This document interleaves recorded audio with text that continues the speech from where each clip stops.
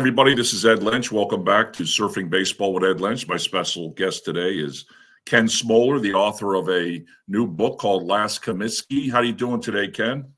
I'm doing great, Ed. Thanks for having me. I really appreciate it. You know, when this ballpark was built in 1910, it was only 17 years after the great Columbian Exposition of 1893. So people that went to that exposition probably also obviously attended ball games at Comiskey Park. And I mean, you talk about two legendary projects or impressive projects for a city like Chicago. This must have put them on the world map. Yeah, I mean, the architect that was behind this ballpark really designed a beautiful ballpark. His name was Zachary Taylor Davis, who later went on to also design Weigman Park, which is now known as Wrigley Field. But he really probably was influenced a lot by the 1893 fair. He put in a lot of classical flourishes in the ballpark. It looks to some degree like the Roman Colosseum. The arches from the Colosseum are echoed in the arches that were in Old Comiskey, which allowed the fans to see out to the neighborhood and people in the neighborhood to see into the ballpark. In addition to that, the architect had a background in designing churches. So there's a bit of a cathedral feel to it as well, on top of the fact that it adopted the prairie style architecture that was really big in Chicago at the time. So it really was a period of time where Chicago developed some great architecture, was always, and still to this day, has been at the leading edge in terms of new architecture. And that was certainly the case with the ballpark that I think had a little bit more elegance than some of the other steel and concrete ballparks that were built about the same time. And it's something that when you look back on those photos, it really does kind of pop out that it was a special place and a uniquely designed architectural gem. Well, what gave Chicago, unfortunately, a chance to get a mulligan on the city was the Great Fire. And they started over again, and they were revolutionary in building steel framed high rises or skyscrapers, so to speak, and this was just part of that development. But the thing I loved about the ballpark was designed by a pitcher, Ed Walsh. That's why those outfield walls were so deep. Oh my goodness! You got 363 down the lines, which is about 30 feet longer or more than the standard. Multi-sport stadium of the 1980s, 382 in the alleys and 420 to center. I mean, that was the original dimensions to center field. They brought it in later on, and it was 309 to center in its final days. The bullpen was pushed out in front of where that original wall was, but not a lot of home runs were hit over that original center field wall, especially in the dead ball era. Yeah, and the dead ball. But even after that, only a handful. I think Oscar Gamble may have been one of the last White Sox players in the 70s to hit into that deep center field bleachers. So it's a good thing that the owners decided earlier on to bring that center field wall in. Otherwise, we'd have even fewer home runs than there were in that ballpark. Well, I'm okay with that, but it's amazing. In 80 years, no one hit 100 home runs in that ballpark. And now it's a combination of the team itself and I think the dimensions. A lot of visiting players did tattoo those outfield walls. Babe Ruth famously hit it on the roof. Jimmy Fox of the Philadelphia Athletics did it a few times, and then leading to the final years, Greg the Bull Lazinski did it a few times. Ron Kittle, the superstar slugger out of Gary, Indiana, did it a few times. But not many. I think it was something like only about 40 players or 40 times in its history did the upper deck roof get targeted by a home run ball. You might be in a position today where Aaron Judge might hit 100 home runs in Yankee Stadium in 4 years, the way the bats and the balls are and how small some of these stadiums are. The thing that I was impressed with very, very much about this ballpark is what a role it played in the Negro Leagues. The Chicago American Giants played there from 1941 to 1950.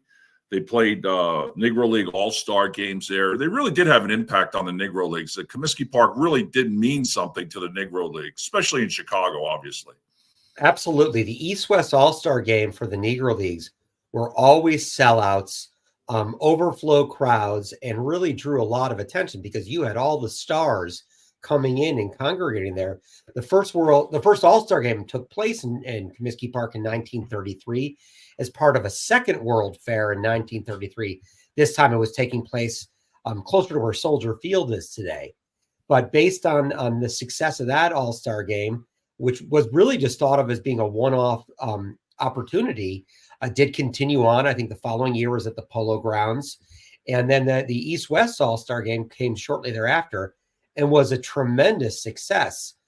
Fans came from all over, and Comiskey Park was situated in a diverse part of the city, and it draw folks from all neighborhoods and all types. And that was one of the great legacies of the ballpark. In addition to being a great park for the American Giants, it also was a Chicago Cardinals home for decades.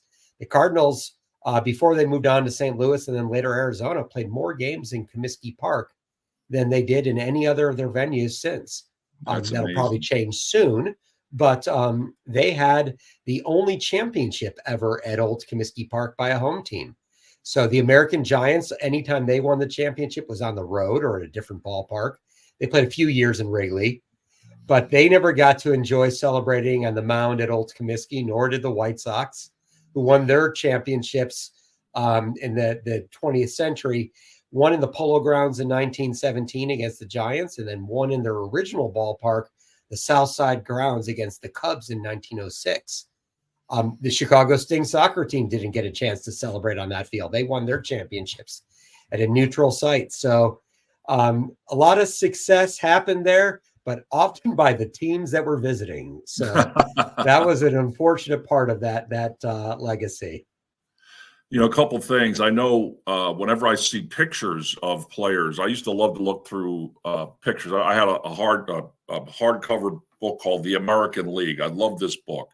And it told stories about every player. And anytime there was a picture of a player in Comiskey Park, you could immediately identify it by those arches in the background. Yeah. As you said, it was a very distinctive feature on the ballpark. And I never thought about the fact that, you could sit in your seat up against, midway up in the concourse and look out and see blue sky and buildings and neighborhoods and trees. And it must have been a very inclusive kind of atmosphere. Brought the outside in and the inside out, so to speak.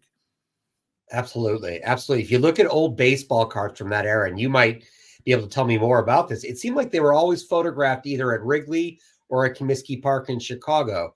And the great part about seeing those parks, or in particular seeing Comiskey in baseball cards, is you did always see those arches. And I remember anytime I roamed around the park, I would always kind of look out, see what was going on in the street. It gave you a sense that the ballpark was really part of the neighborhood. And it was a really beautiful element that I've never seen in any other stadium since, other than maybe the minor league ballpark, which still stands in New Haven. Yale Field has that feature with the arches that you can still see in and out from them. But other than that, those arches, like I said, they evoked the Coliseum, although the Coliseum arches you couldn't see into the field of play, as you would call it. But that was something really special about Comiskey Park. Yeah. Arch Ward was the sports writer. Talk a little about Arch Ward. I'm sure you've done your research on that. What do you think happened the first time he brought this up in the newsroom? Hey, I got an idea. I mean, there's all kinds of... they thought about it, because at the time, of course, it was before interleague play, way before interleague play. And Arch Ward was a writer that came up with the idea of the All-Star game. And like I said, it was a one-off thought at the time, and it was so successful. Babe Ruth hit the first home run. The American League won 4 games, 4-2. Yeah, of course. And in fact, it was because of Babe Ruth and the success of the New York Yankees that they built the upper deck outfield that had ringed the entire ballpark. There were twin decks. Prior to that, there had only been twin decks on the infield. And when those big crowds were swelling in the 20s, Charles Comiskey brought back Zachary Taylor Davis to continue on with the arch motif, and it ringed the entire ballpark. And at that point in time, just a few years later, when the Century of Progress World's Fair was going on in the city. They thought, what a great time to really fill that ballpark and bring in all the stars from around the country. It was in earlier then, it was July 6th of 1933. And, the fans got what they paid for. They came to see Babe Ruth, and he hit a home run. There's great footage you can always find online on YouTube of that home run, because, of course, all the media was there at that point. And luckily, they continued on the game. And, younger listeners wouldn't know, but the All-Star game in those days was very important. It was secondary only to the World Series in terms of national attention until probably the late 80s, early 90s. You're And it was a real special legacy of Chicago. And, of course, 50 years later in 1983, another first happened. Fred Lynn hit the first Grand Slam in the World Series to break a long losing streak by the AL to the National League. And they won 13-3 in 1983 before another packed house, shelling poor Atlee Hammaker for, I think, 7 runs, including that famous Grand Slam by Fred Lynn. Yes, I remember that very well. That was my 3rd year in the league, and I remember Bull Durham was playing first base in that game, Leon Durham, and they start that game at weird times to make sure that it works nationally. So you'll see a lot of 5 o'clock All-Star games in California, but it was July, the sun's going down, and with those arches, with every positive, there seems to be a negative. That sun was right in his eyes, and he was just praying, please don't have the third baseman throw me a ball across the infield. But, the arches did provide some weird sun shadows throughout the afternoon, especially for those later starts. But it also was brutal in the cold weather of April and September, because there was nothing to stop that wind from whipping. No, that wind came howling through there. And one thing we talked about yesterday, a lot of people don't know, is the Cubs actually played World Series games at Comiskey Park. And I assume, Ken, was because of the larger seating capacity. Yeah, absolutely. They, at the time, Weigman Park, then later turned into Cubs Park, then Wrigley Field, had a much smaller capacity. They hadn't built the second deck until, I think, into the late 20s. And so, they took advantage of that and played down at Comiskey Park. In fact, the Cubs would have had to play the World Series at Comiskey Park or St. Louis's Busch Stadium in 1984 had they gotten past the Padres, because Major League Baseball at that time decided that there would not be any more day games. And the Cubs did not have lights until 88. A whole different story there. But because of that, they would have probably had to play their World Series games had they held on to that lead against the Padres at Comiskey Park, which would have been, from their perspective, an absolute shame. But a little funny from the White Sox fans' perspective. Well, I'll tell you one thing. There's no way they were going to play a World Series game in St. Louis. That just wasn't it was their 2 biggest rivals. So. It was a big rivalry. We got to talk a little bit about Harry Carey. We had a nice conversation about Harry yesterday, and people realize that he was an icon with the Cubs. But before that, he was a pretty popular guy with the White Sox at Comiskey Park. Yeah, he was emblematic of the White Sox experience. He was irreverent. He was humorous, a little sarcastic. He had a caustic eye and voice towards what was going on in the field when he didn't like what he saw. He started the tradition of singing "Take Me Out to the Ball Game" with all the fans singing along with the fantastic legendary organist Nancy Faust, who played for the White Sox for 41 years at both ballparks. And Harry was a legend at Comiskey Park. His drinking style and his partying style fit well with what was then called the world's largest outdoor saloon. Sox fans were always known to enjoy their suds, and Harry fit in well with that. He was partnered with Jimmy Pearsall, who came to fame with the Red Sox, and there's also a movie about him. And those two together were just great announcers. They were amongst the people. They were the fans, essentially. They were the fans' voice. Harry also did something back then that he brought over to Wrigley Field later on. He would broadcast one game a year from the center field bleachers amongst the fans, shirt off, of course, as all the fans did in those days in the bleachers. and drinking beer with the fans. And he was the ballpark. It devastated White Sox fans when he moved 9 miles to the north and became Cub fan Budman, because he was the White Sox. He was the face of the White Sox for a lot of years when the team didn't have players who were the faces. He was really kind of someone who the fans identified with. Oh, absolutely. You know, when I was a player, Harry was the announcer in Chicago when I was playing for the Cubs, and he turned out to be a good friend of mine. And he was drinking when I was a player, but when I came back as general manager in the 90s, he was under doctor's orders not to drink, and he did not. But it didn't do anything to change his personality once he got going. But I asked him one time, I said, when and why did you start singing "Take Me Out to the Ball Game"? I don't remember exactly when he started, but he said, you know, they would play "Take Me Out to the Ball Game," the seventh inning stretch, like majority of parks did in that era. And his broadcast booth was directly above where Bill Veeck sat. And he would tap his foot, and I guess Bill might have had a direct feed from the booth into his booth. And Harry, under his breath, would be singing "Take Me Out to the Ball Game." And he said that Harry said that Bill Veeck came to him and said, "You know what? You have a terrible voice, but it's just as bad or better than the fans. So why don't you sing it?"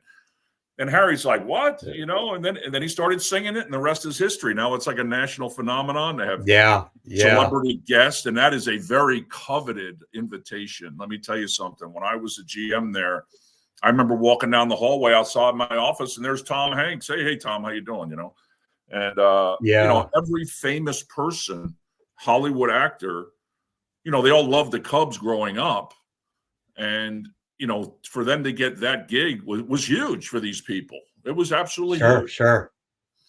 But Sox fans will always remind everyone it started in the South Side.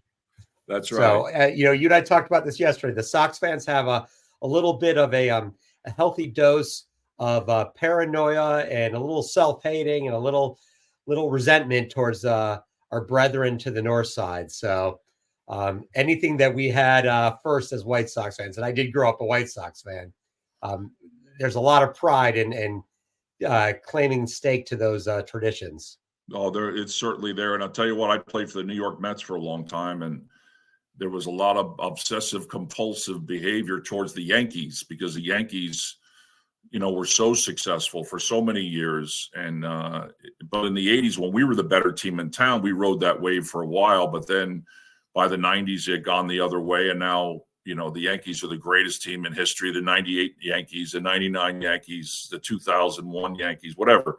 So I see a lot of that. And I remember I told you this, that I remember coming to my office at Wrigley Field, and there was a billboard. It said, "Real baseball played 8.5 miles south of here." And I was, wow, they must be thinking about us all the time, because I don't think the Cubs would ever put a billboard down in that area, Comiskey, and say "Real baseball 8.5 miles north of here."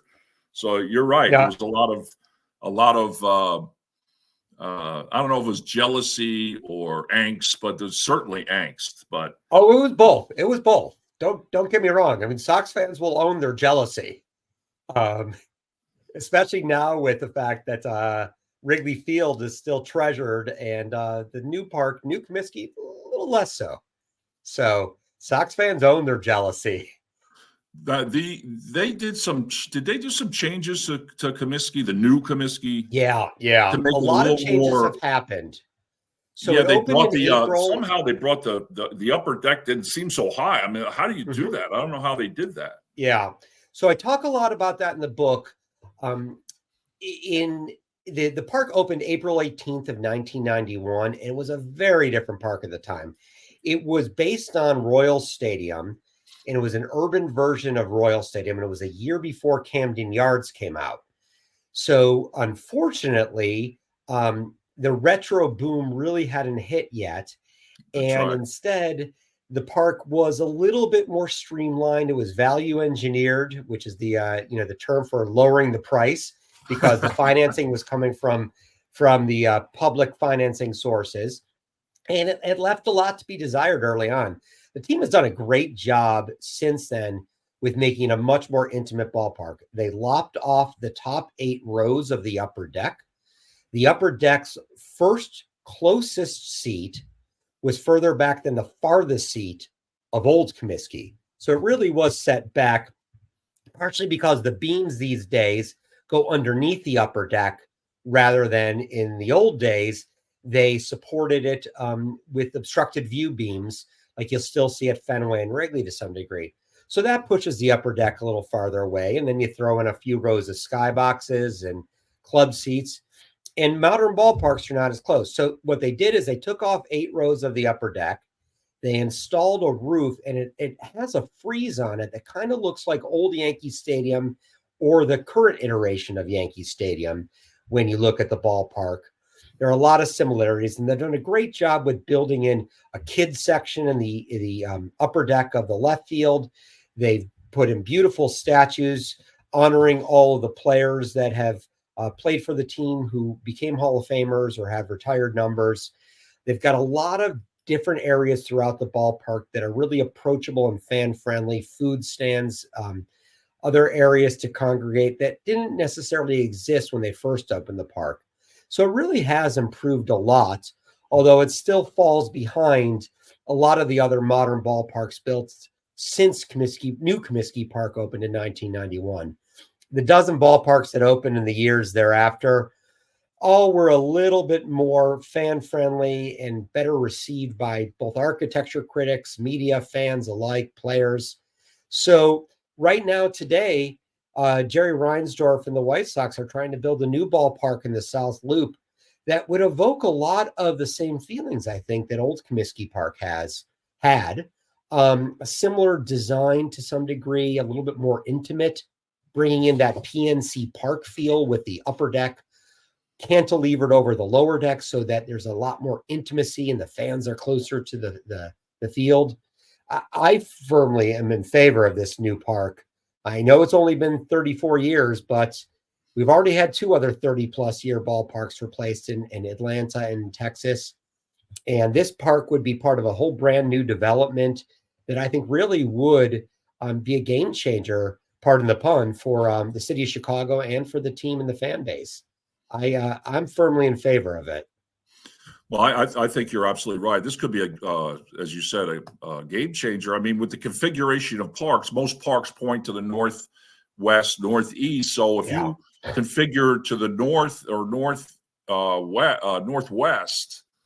or even the northeast, boy, you're going to have some sort of view site of downtown South Loop. It will be absolutely beautiful. It would be Sears Tower would hover over it.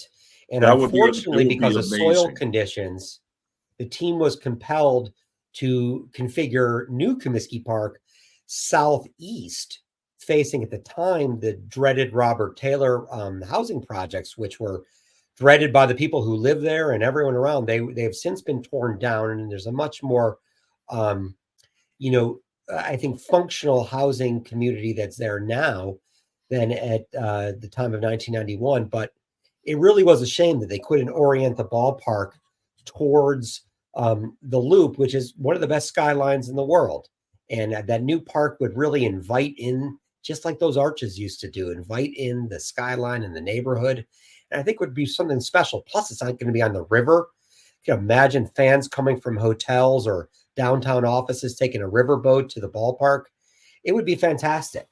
So count me as a yes vote. I don't know who's going to pay for it, but count me as a yes vote for the design. Well, we were talking yesterday. The Bears have come out and announced that they are going to develop the new Soldier Field just south of the new one in the parking area. And I looked on the map yesterday, and that's fairly close. I mean, you go directly west, it can't be more than a mile or two to the proposed White Sox site. So yeah, that's about right. It's probably about a mile and a half. There's been a lot of push amongst people to try to have them do something in joint development, and I think neither team really wants to do that. The Bears just announced literally an hour and a half ago the proposed design for that new stadium. And it includes tearing down almost all of old Soldier Field other than the columns and building the dome that at first glance, to me, reminded me a lot of the dome that's in Las Vegas now. where part of it is open, showing the skyline on the north. That was always a great feature of Old Soldier Field, that you could see the skyline. And I'm not sure how I feel yet about the design. I got to look at those pictures a little more closely, but they are both, along with the White Sox, really competing to get a little bit of public money for infrastructure and to help build those stadiums. I can't answer how that's going to all play out, but I like the idea of teams staying in the city. I like the traditional location of where Soldier Field's been since the 20s and where the Bears have played since 1971 when they moved from Wrigley Field. I love the idea of the White Sox going to the South Loop. They remain on the south side. They haven't had the greatest luck on the corner of 35th and Shields since 1910. So maybe they'll have a little bit more success in the South Loop. You know, the optimist in me sees that as a new opportunity. I think it would work wonders, obviously, for the White Sox, but I think for the city and the whole South Side, the South Loop and beyond. But we talked yesterday. There are some groups, though, that do not want that kind of construction. The Bears are talking about right on the lake. Is Friends of the Park or something like that? Yeah, Is the name yeah. of The Friends of the Park have been the death knell for a lot of projects. The general rules are that there's supposed to be no new development on the lakefront, and that same group killed a George Lucas Star Wars oriented museum that is going up now in Los Angeles, right by the old Coliseum, and just north of where the soccer stadium currently sits. And that was supposed to be on this area south of Soldier Field, and it got pushed out by the Friends of the Park. And I am sure they are sharpening their pencils this afternoon after seeing the designs getting released. They are the ones that are pushing for the Bears to go to the Michael Reese Hospital site, which is on the south side, about a mile further south and a little further to the west. And so that's where they're pushing the Bears to go. But the thing that is nice from the White Sox perspective is no one seems to be opposed to the South Loop location. It's an area that's been underutilized for decades and decades because it's essentially been an industrial area. And it would revitalize a portion just east of the University of Illinois at Chicago and south of the Loop at a time when offices are really changing, and the Chicago Board of Trade, which is nearby there, and the Mercantile Exchange. Given the advent of computers and technology, there's not the same need for that kind of operation as well nearby. The old trading floor is no longer in operation. So this is a real good way to revitalize a part of the city that, coincidentally, to bring something back you said 10 minutes ago, was about where the fire happened on DeKoven Street, just south of that. I think it was 18th and DeKoven, where the fire started allegedly by Mrs. O'Hara's cow in October of 1871, excuse me. So maybe this is finally time to bring that area back to life after the damage the cow unleashed on the city. Well, I certainly hope the Bears have success building on their proposed site. And this is not going to sneak up on them. The Friends of the Park, it's not like they don't know they're in for a battle. So it seems like they've made a conscious decision that we are going to sell this project. We think it's good for the city. We're just switching a parking lot with a stadium for a parking lot and a stadium. So it's not really, this is going to be their argument is going to be, there's not going to be the impact on the lakefront anything above that what's there now. And the reason I'm rooting for the Bears is I'm not a Bears fan, but I have a soft spot in my heart for the White Sox. I do feel like they've kind of gotten the raw end of the stick here in terms of facilities. And, you could talk about their one-loss record now. It's not irrelevant, but it's not as relevant as the fact that they brought a lot to the city. They're an institution in the city. There's an awful lot of White Sox fans in Chicago. Yeah. And you're talking to someone that played for the Cubs and was general manager of the Cubs. So I do have a soft spot in my heart because if the Bears go there, they're not going to be looking at the site that the White Sox are looking at. And we all know how powerful the Bears are in Chicago. Yeah. It's no insult to anybody, but it's a Bears Cubs town in a lot of ways. During the 90s when Michael Jordan was doing his thing, but it's a Bears Cubs town. So the Bears are, it's a big strong animal, a bear, and they're going to go where they want to go. So I'm just happy they're going to go over there and give my good friend Jerry Reinsdorf and the White Sox organization a shot at building a ballpark that might change the whole landscape of the area. It might change all the neighborhoods. We've seen that happen in different places. Look what happened in San Diego. A ballpark has a chance to change neighborhoods and to change cities. Do you feel that way, Ken? Yeah, I absolutely feel that way. They're part of the fabric of the neighborhood. When you look back to what happened a year after when new Comiskey Park opened with Camden Yards, where they integrated and really stitched the neighborhood together using the ballpark as a catalyst. And I think that that's what would happen. I mean, when I first saw that design, I was just excited beyond belief, because that's the kind of park that fans were hoping was going to be built in 1991. And there just wasn't the political will to get something near the loop at that time. It was too expensive. It wasn't developed at that time. I really think that there's really an opportunity here to develop a mixed-use neighborhood, offices and residential, and there's talk of a museum associated with the University of Illinois Chicago there as well, an art museum.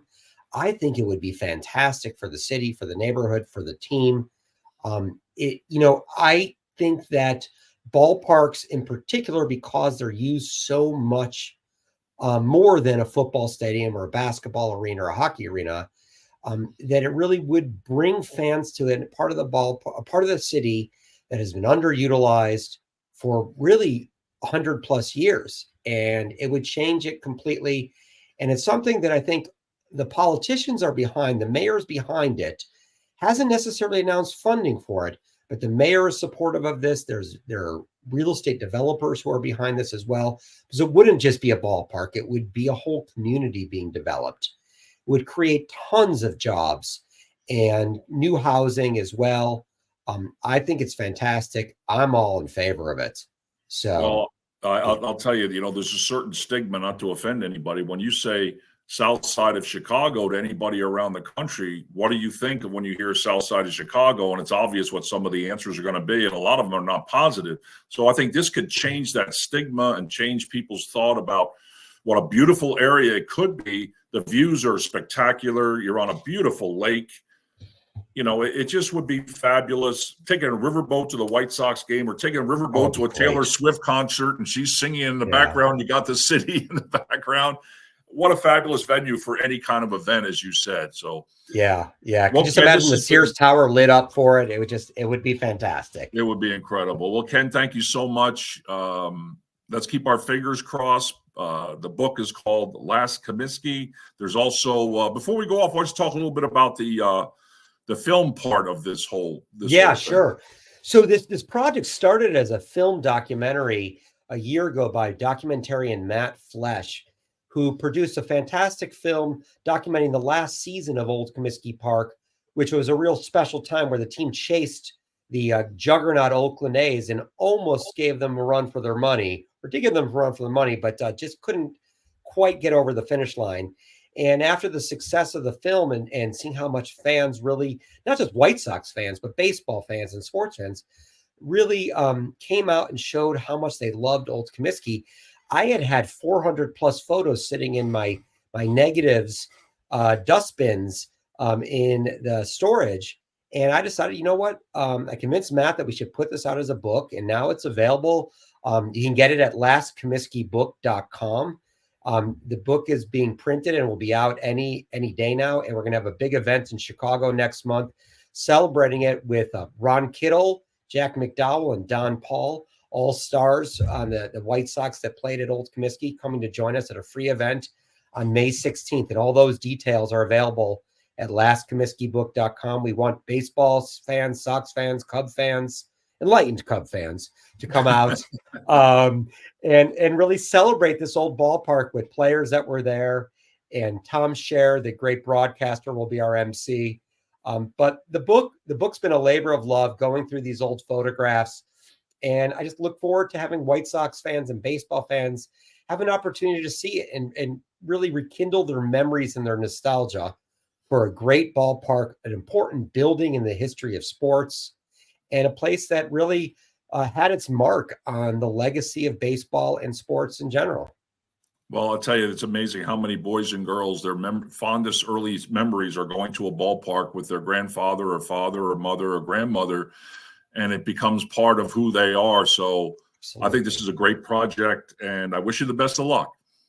Thanks, Ed, for having me. I really appreciate chatting with you. Okay. Take care. Take care.